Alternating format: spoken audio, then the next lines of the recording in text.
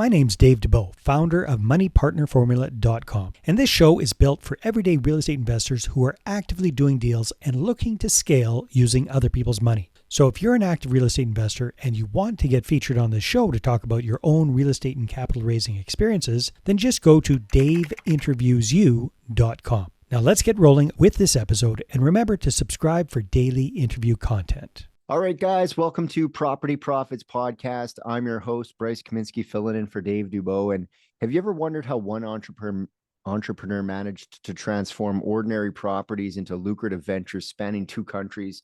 Well, today my guest, Brian Comeau from CS Investments, he's here to unveil his secrets behind his remarkable journey from renovating cottages to revitalizing RV parks and beyond. Brian, welcome to the show. Pleasure to have you here. Hey, Bryce, pleasure to be on your show, and glad that you would take the time to interview me. Yeah, no problem. So, you've successfully managed multiple businesses, HVAC companies, plumbing services, active real estate ventures, both in Canada and America, and now cottage rentals and RV parks. What inspired you to diversify into all these different sectors? I think so. It all started. The plumbing HVAC was that's my core business. That's where we started everything out of. So I spent a lot of years in the construction field. Mm-hmm. So we actually started in the cottage rental business. It's an ironic situation. It was my wife had previously worked at the business years ago, Mm-hmm. and it came up for sale, and we had no idea what we were getting into. And we thought, it's kind of a neat investment. So we sprung into that, and so that was our first go at real estate, was right into the cottage rental business. So we bought that business and renovated a lot of the cottages, cleaned them up, brought it up to some modern standards, and turned that business around. And then that's where our journey kind of started and everything else. Yeah. So how many cottages are we talking about? So we got 10. So we got 10, and they're kind of in a horseshoe in our backyard, more like a resort style. So our house is situated on the property as well. Mm-hmm. So you got your thumb right on that business here. It's in your backyard. Yeah, I'm looking at the window right now. We're looking at the lake, and in the summertime we've got everybody, bonfires. The cottages are, they're rocking right in our backyard. So, renovating cottages and modernizing RV parks requires a pretty unique skill set. Can you share some insights into like the renovation strategies or how you approach these properties to meet these modern standards that you're talking about? Yeah, I think that, when we're kind of we're always looking for value add stuff. Having a background in construction was a big thing for me. So the fact that, I'd done lots of, renovations. I'd flipped a few houses of my own prior. Mm-hmm. My brother's also a carpenter, so it came natural. So when we look for these properties, this one here was, the cottage business the previous owner had for about maybe 28 to 30 years. So it was due for some modernizing, and Mm-hmm. and so we've seen some huge value there. The weekly rental rates were low. The vacancy was getting high. Like they didn't, they kind of lost interest, and maybe they were just rolling with the business at this point. Yeah. So I remember a conversation with my wife. I can remember saying to her, we'd wake up in the middle of the night not knowing what we're getting into, and I'd say, can you imagine someday when we get to a point if we were fully booked? And we're like, oh, that'll never happen.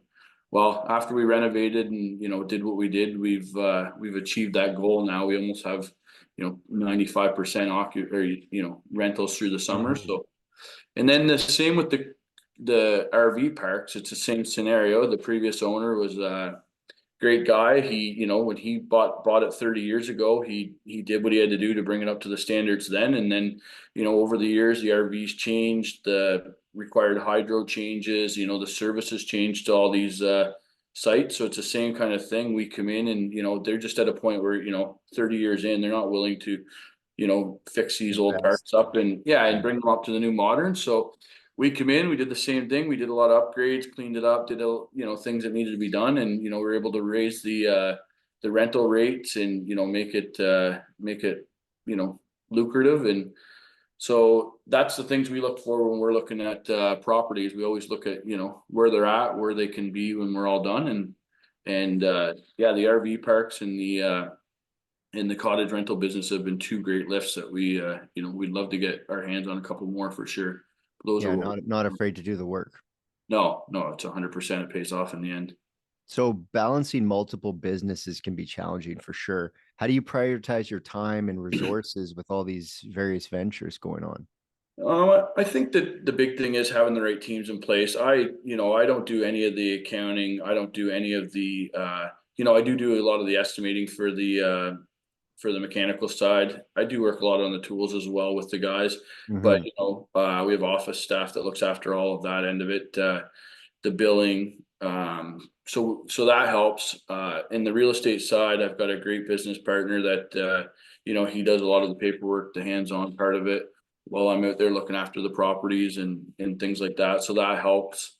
I think, and then from there, I look at, our day's not 8 hours, our day's 18 hours. So you Mhm. know, you pick and choose and you kind of go to what's most requested, I guess, at the time. Like sometimes your day gets shifted pretty quick depending on, What what fire you're putting out.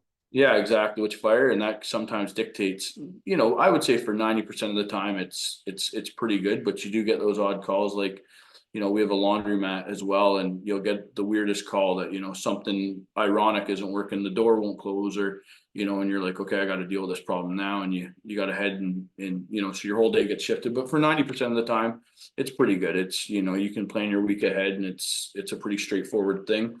The cottage and camping stuff, it's 3 months, like, but you got to open it all up and stuff, but like you're Mhm. really only invested for 3 months that people are actually there. July, August, September is your busy time. So after that, things slow down a lot, so you can kind of like, you know juggle that into your schedule. Okay, cool. So, moving your real estate portfolio to America that's a pretty significant milestone. What were some of the key challenges you faced when you started expanding, and really how did you overcome that? I think the big one that one of the biggest ones was, we had set up our structure was set up here in Canada, and we had our accountant out. They weren't familiar with what we were doing, so we went through a lot of changes in our accounting and our legal team. A couple of changes, so that was a big one, was just getting the right people in place, getting the right legal team, getting the right cross border accountant. So that was a big one. And then some of the other challenges we had, we're doing some fix and flips as well. We're renovating units down there.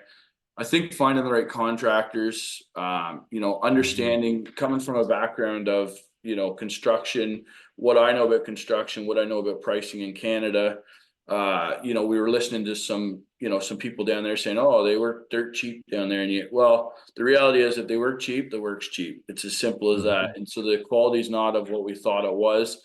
So we've Yeah, had not on the some, flip side. Yeah. I mean, you can no, get great rental work done for cheap, but yeah. um still a flip.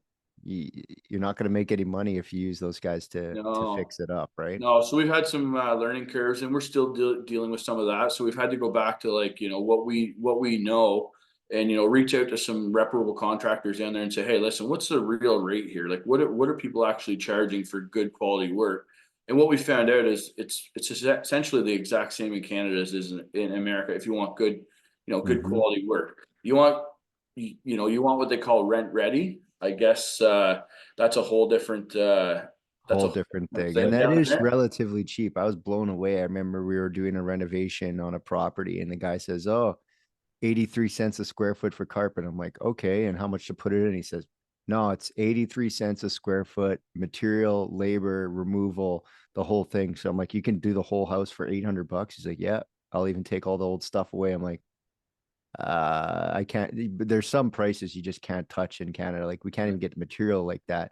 So there No, is some bonuses, but the reality is that that carpet is not, it's not flip grade stuff. This is rent ready, and there's a big difference down there between like, rent ready and flip ready. So yeah, it's not the same. Like I was a little shocked when I first walked into a few of our properties that were renovated, and I was like, are they done kind of, yet?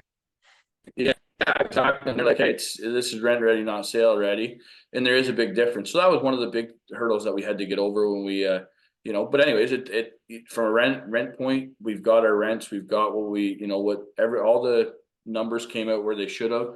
So, I guess at the end of the day, it's our expectations wasn't, was a little more than what they should have been, but that's been the biggest one. The flips are a whole different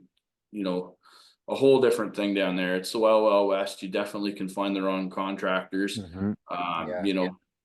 It's tough. You're working from afar, and we kind of listened in on some people, and they said, "Oh, you don't need to go down there and check your properties out." And I've been doing this for years, and well, we would have saved a few headaches had we, maybe took a couple of trips down until you get established Get with on a your. plane, yeah, and once you got them, working, you can kind of let it off the leash. But right at the beginning, I always say that, if you're gonna go down and you're gonna start projects, start a couple, spend a week or two, and just really make sure you check on them Monday through Friday, and then okay, these guys seem competent enough. They're not like they're showing up every day. They're putting the stuff in. They're getting the right stuff done. So yeah, definitely. Yeah, exactly. No, so that's been some of the challenges, but we're working through it.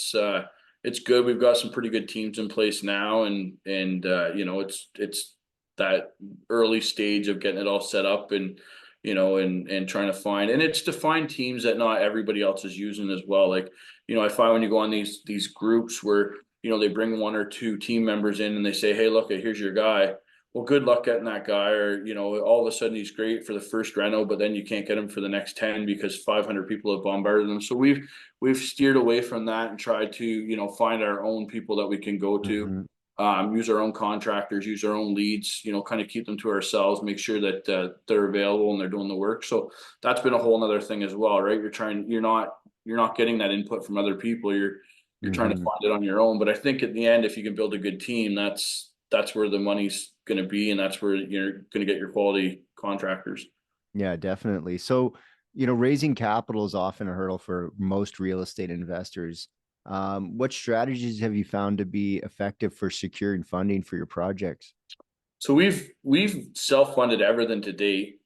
We haven't brought any investors in. We have some investors that are ready to come on board. Through COVID, it was tough. Everything was overpriced. We were looking at a lot of multifamily, larger stuff that we would want to bring people in on, and it just it wasn't the right time, and we couldn't put the right deals together. And I think some things are starting to move around now, and stuff's coming back into where it's looking like we can probably pull some investors in and make it worth their while. But we've always been, even with the flips, it would be a good for somebody to get involved and do some flips. But we want to make sure we had the right team in place. Things were in order. We didn't want to bring somebody in too early, and then all of a sudden Yeah. something goes south, and you've got three or four investors tied up with you that and you're essentially doing something you've never done in another country. So I think we've got a couple that are finishing up now, and once we get these wrapped up, then we've got a good base, good contractors. So at that point we can bring a couple of investors in, maybe scale up a little, do three or four at a time is what we're Mhm. looking at. So, but to date we've done everything out of pocket, and we're just looking for the right investors as well. Not everybody's going to be the right fit for us. It's to find the people that will fit into our buy box and our vision. And So yeah, let's talk about the vision. What's the future plans look like for CS Investments? so I think the idea is always to keep the flips going. That's kind of an active income. It's a quick way of turning properties, keeping some cash flow going, and then Mhm. looking in buying some larger multifamily buildings is and just doing the rental part of that. So I think that's we've been focused on Cleveland for that a bit. We're going to move around the Ohio market for that. We're looking some in Florida as well. Mhm. But yeah, we're gonna try and get into more larger multifamily buildings for the rental side of it, as well as keep the flip side going, and keep some active income from that. Nice, nice. So, based on your experience, what advice would you have for aspiring real estate investors who are kind of looking to enter the market and expand their portfolios? So I think the biggest piece of advice I would give anybody is make sure that your best friend is you spend your time with and get the right legal team, the right accounting team, because that costs us a lot of money restructuring and moving properties around and stuff. So that's the biggest one. Make sure you got that back end, nailed down really well, and you don't rush into it before you've got all that in place. And then from there, I think the biggest thing is you just have to take action. Like you can talk for days, and you can join every masterclass you want. You can join every event, and you can talk to as many people as you want. But if you don't take action, you're never going to.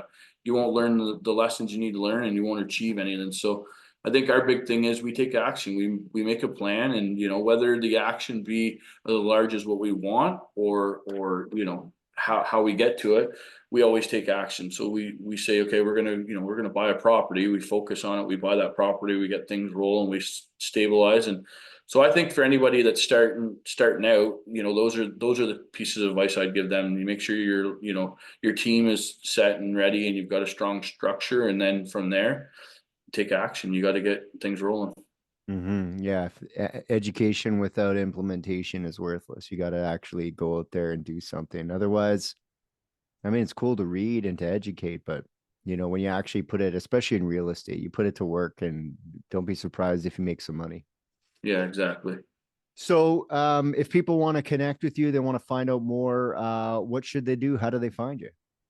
Well, I think they look us up on Facebook, Brian Comeau on Facebook, or you can look us up, CS Investments, our website, csinvestments.ca. You can find us there. That's the best ways to reach out, and let's connect. Awesome. Well, I really appreciate you stopping by and letting people know a little bit about the mobile park cottage industry. Also, I love the advice you gave about getting it set up before you get too far in. Having to do it all in reverse is probably a costly experience.